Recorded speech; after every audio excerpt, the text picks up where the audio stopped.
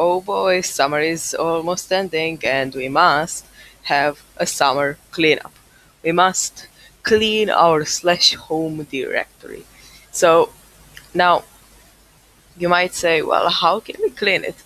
So today I will teach you how to use the source command in your bashrc so you can have your scripts way cleaner.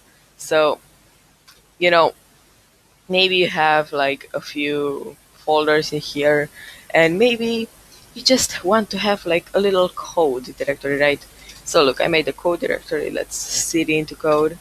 No, and in here maybe I want to make a new file.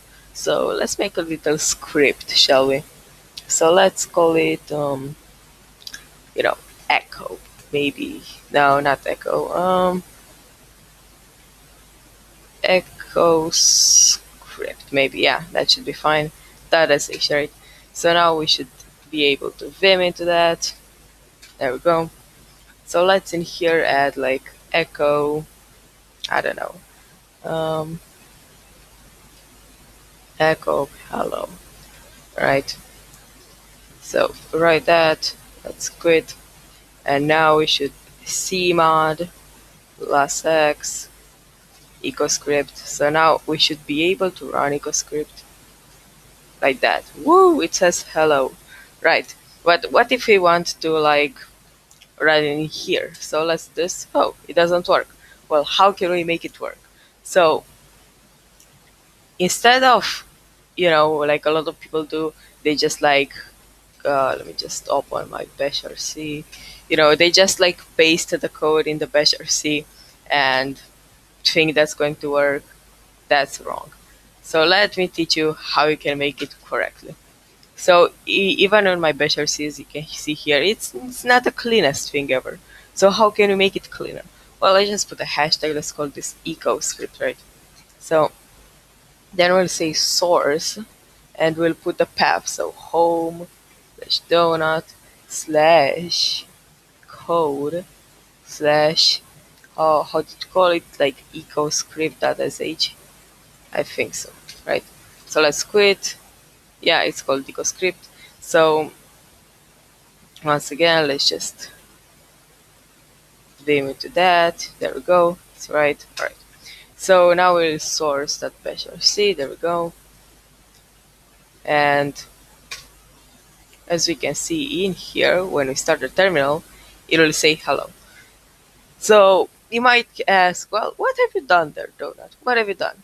So this is called the source command, right? So let me just open up Vim again.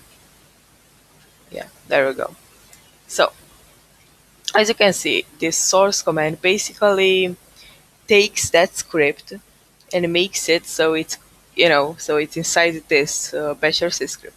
So basically we can have a script that for example, let's say, does this Wikipedia thing, right?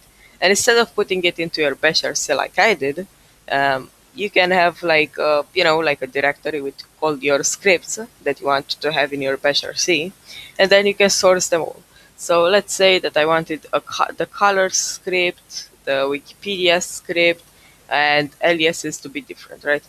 So I could easily just make a few scripts. For example, alias, I could make like an alias RC and source it and have all my aliases in here.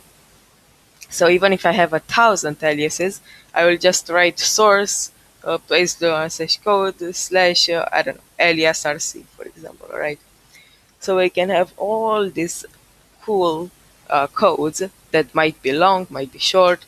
We can have them independently be in other folder. So if you want to make the script of Wikipedia be in another, you know, like script, so it's easier to manage, because this makes managing things so much easier, because well, you can just independently switch things. So for example, wiki here, now I know this is Wikipedia, but if I have like more scripts that are very long, I might get lost in my bashrc. My bashrc will become also kind of chunky, so that's not good. What we want to do is to use the source command, and then basically everything will be so much easier to manage, use, and overall just have a better time.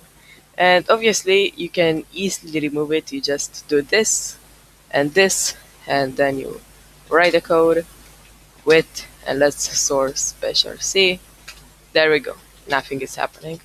So if I close, let's open it again, boom, it's gone. But the script is still there, so if I want to use it again, I can easily.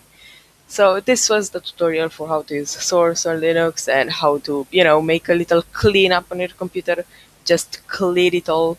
And overall, I hope you enjoyed. Goodbye.